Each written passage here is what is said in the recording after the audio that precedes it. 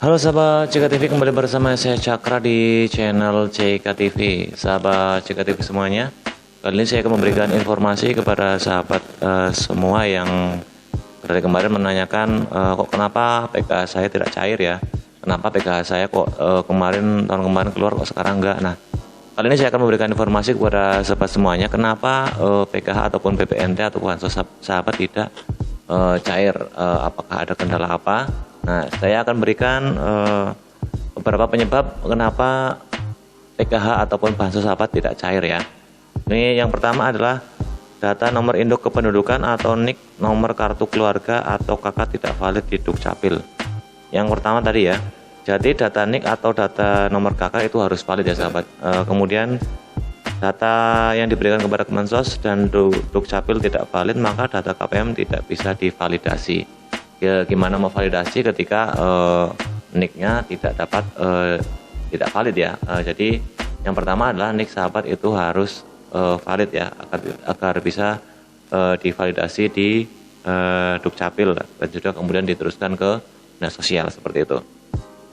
Kemudian yang kedua adalah data Dapodik tidak terindikasi dalam sistem.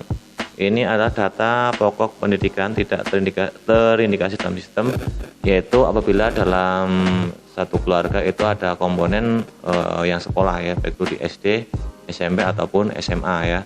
Kemudian adalah data lansia terindikasi belum melakukan EKTP di Capil. Ini adalah untuk para orang-orang tua yang mereka belum melakukan perekaman EKTP. Karena banyak orang tua yang mungkin menganggap ini adalah tidak penting ya, karena mungkin sudah lanjut usia, jadi untuk perekaman EKTP-nya tidak dilakukan. Nah, ini sangat penting buat sahabat yang menerima bansos, bahwasanya untuk lansia yang menerima bansos itu harus juga melakukan perekaman EKTP, karena sekarang sistemnya semua sudah online, jadi harus EKTP-nya juga online seperti itu ya. Kemudian yaitu berikutnya adalah perbedaan NIK pengurus dan rekening KPM. Ini untuk keterangan pengurus sudah saya jelaskan di video sebelumnya ya, bahwasanya NIK pengurus ataupun orang ya dalam satu anggota keluarga sebagai penerima ataupun pintu utama masuknya bantuan ke dalam KK tersebut, itu nomor NIK pengurus dan rekening di KPM-nya itu harus sama sahabat, jadi nggak boleh ada perbedaan ya. Contohnya untuk NIK pengurusnya pakai nama istri, kemudian untuk NIK rekening KPM-nya itu atas nama anak atau sama, itu nggak boleh, jadi semua harus sama ya, atas nama istri semua ataupun atas nama suami semua seperti itu. Kemudian ada lagi yaitu dalam satu kartu keluarga tidak boleh ada yang menerima dua bansos. Ini juga penting ya, karena mungkin ada dalam satu kakak yang menerima dua bansos, ini tidak boleh ya. Nanti ketika ada validasi kembali, tentunya ada salah satu yang akan dicoret untuk sebagai penerima bansos ya, begitu. Kemudian yaitu ada tunggakan pinjaman bank online maupun offline. Ini buat sahabat semua yang mungkin punya tunggakan di bank baik online ataupun offline, ini juga menjadi penyebab pengaruh untuk bantuan sosial tidak bisa dicairkan seperti itu. Kemudian ada komponen yang belum masuk DTKS dinas sosial.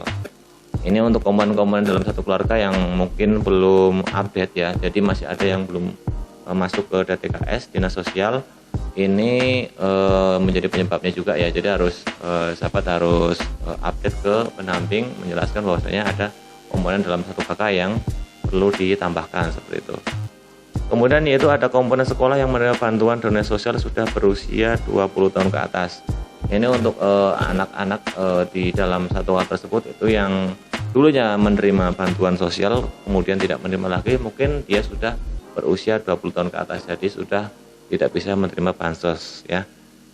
Kemudian ada komponen disabilitas yang tidak terindikasi dalam sistem penerima bantuan sosial ya. Ini juga berpengaruh. Mungkin ada disabilitas yang belum update atau belum diterima dalam sistem penerima bantuan sosial. Ini perlu diperbincangkan kembali dengan pendamping PKH ataupun petugas di kelurahan seperti itu. Kemudian lagi ada komponen ibu hamil yang tidak terindikasi dalam sistem bantuan sosial. Kemudian ada pengurus atau penerima bantuan sosial meninggal dunia ya. pengurus atau penerima bantuan sosial PKH dan BPNT diketahui meninggal dunia, maka hal ini bisa menyebabkan bantuan sosial tidak lagi cair ya. Tuh. Kemudian ada nomor induk pendudukan atau NIK KPM berubah dalam sistem bantuan sosial. Terus ada nama pengurus berbeda dengan nama di buku tabungan, itu juga pengaruh ya. Kemudian lagi apabila anak sekolah adalah anak yang sekolah ya, anak sekolah itu masuk ke sekolah elit. Ini berarti kalau sudah masuk ke sekolah elit berarti sudah dianggap mampu seperti sahabat.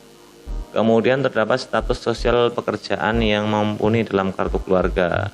Contohnya ASN, TNI ataupun Polri, itu tentunya tidak akan cair untuk bansosnya ya. Kemudian ada hasil final dari verifikasi SAKIS ya. Verifikasi SAKIS ini merupakan pengolahan kembali data penerima bantuan sosial oleh pihak Kemensos dan akan diverifikasi lagi apabila ada data yang diusulkan ataupun disanggah dalam aplikasi cek bansos seperti itu. Jadi apabila terbukti tidak pantas menerima bantuan, maka akan datanya dihapus dari KPM, bantuan sosial PKH maupun BPNT. Ini mungkin ada dilihat dia sudah mampu ya, kemudian dari Kemensos itu akan menghapus datanya sebagai penerima bansos seperti itu. Kemudian yang terakhir adalah ada permasalahan teknis. Apabila ada permasalahan teknis lainnya, maka kemungkinan besar bantuan sosial PKH dan BPNT tidak akan cair seperti itu ya.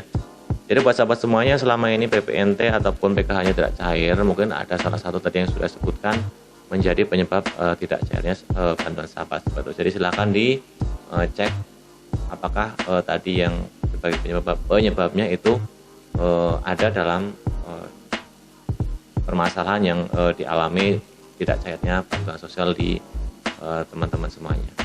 Ya, mudah-mudahan bisa bermanfaat buat sahabat semuanya. Kenapa yang selama ini pertanyaannya, PKH saya tidak cair ataupun untuk komponennya ada yang kurang ya atau dikurangi begitu, mungkin salah satunya adalah yang sudah saya sebutkan tadi. Oke, mudah-mudahan bisa bermanfaat buat sahabat semuanya yang sedang bingung kenapa PKH ataupun BPNT saya tidak cair. Silakan tadi disimak videonya untuk alasannya satu persatu. Mudah-mudahan bisa bermanfaat buat semuanya.